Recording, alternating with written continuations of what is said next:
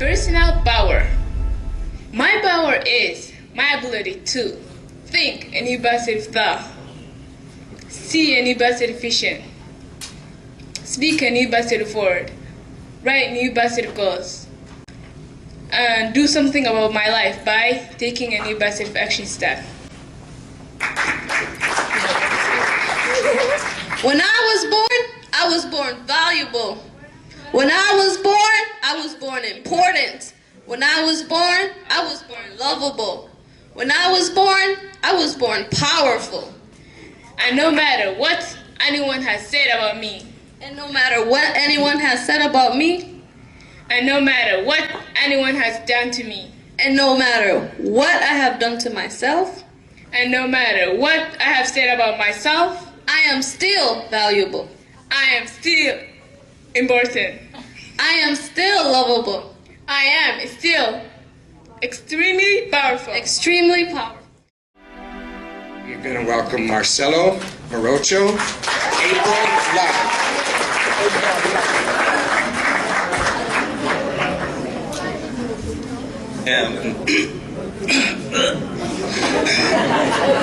Good morning, everybody. How are you? I hope all of you are doing good today. My poem is April Love by Ernest Dawson. I don't know. I forgot. Be prepared because this is a guy who's gonna turn his face to red in just a few seconds. So, okay. We have walked in love's land a little way. We have learned his lesson a little while.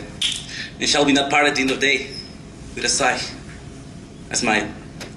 A little while in the shine of the sun, we were twined together, joined lips, forgot how the shadows fall when the day is done, and when love is not. We have made no vows, that will not be broke. Our love was free as the wind on the hill. There was no word said, we need wish unspoke, and wrath no ill.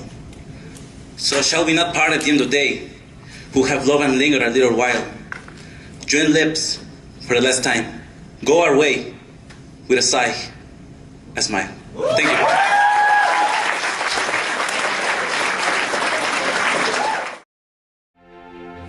you. Miss Najma Abdi, Dear Future Generation.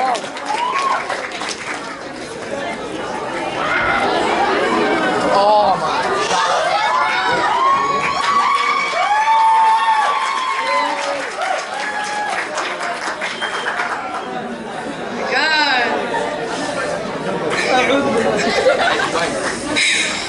So before I get started, I want you guys to think about the next generation, like 100 years from now.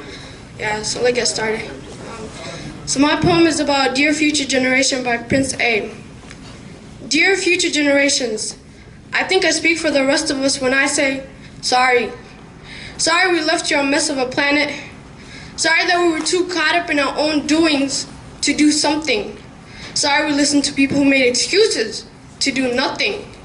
I hope if you give us, we just didn't realize how special the earth was, like a marriage gone wrong. We didn't know what we had until it was gone.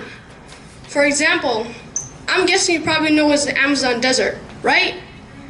Well, believe it or not, it was once called the Amazon rainforest, and there were billions of trees there, all of them gorgeous and just, oh, you don't know much about trees, do you? Well, let me tell you, trees are amazing. I mean, we literally breathe the air that they're creating. They clean up our pollution, our carbon, store and purified water, give us medicine that cures the disease, food that feeds us, which is why I'm so sorry to tell you that we burned them down, cut them down with beauty machines, horrific at the rate of 40 football fields every minute. That's 50% of all trees in the world, all gone in the last 100 years. Why? For this. And that wouldn't make me so sad if there weren't so many pictures of leaves on it.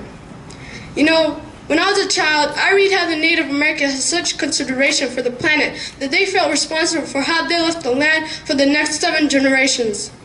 Which brings me to a great story, because most of us today don't even care about tomorrow. So I'm sorry, I'm sorry we put profit above people, greed above need, the rule of gold above the golden rule. I'm sorry we use nature as a credit card with no spending limit, overdrafting animals to extinction, stealing your chance to ever see their uniqueness or become friends with them. Sorry we poison the ocean so much that you can't even swim in them. But most of all, I'm sorry for our mindset, because we had the nerve to call this destruction progress. Hey Fox News, if you don't think climate change is a threat, I dare you to interview the thousands of homeless people in Bangladesh. See, while you're in your penthouse nestle, their homes were literally washed away beneath their feet due to the rising of sea level. And Sarah Palin, you said you love the smell of fossil fuel.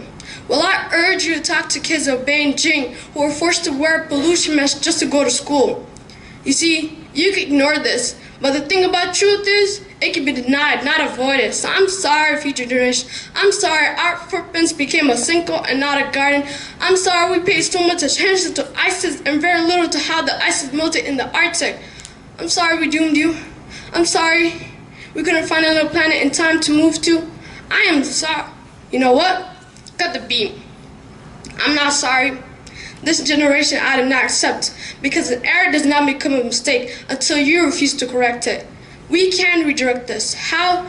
Let me suggest, if a farmer sees a tree that's unhealthy, they do not look at the branches to diagnose it. They look at the root. So like that farmer, we must look at the root, and not to the branches of government, not to the politics run by a corporation. We are the root. We are the foundation. This generation, it is up to us to take care of this planet. It is our only home. We must globally warm our hearts and change the climate of our souls, and realize that we are not apart from nature. We are part of nature. And to protect nature is to protect us. To save nature is to save us. Because whatever you're fighting for, racism, poverty, feminists, gay rights, or any type of equality, it won't matter in the least.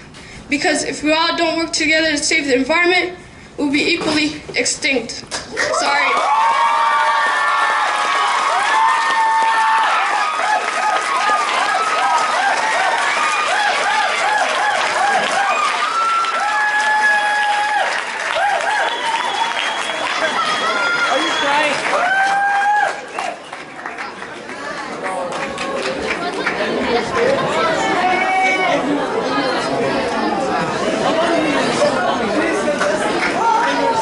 Wow.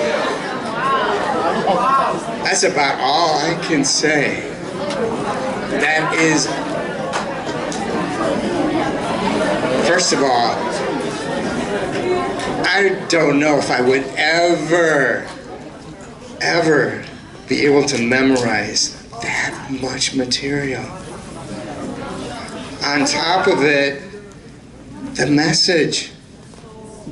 How can you not listen to that and be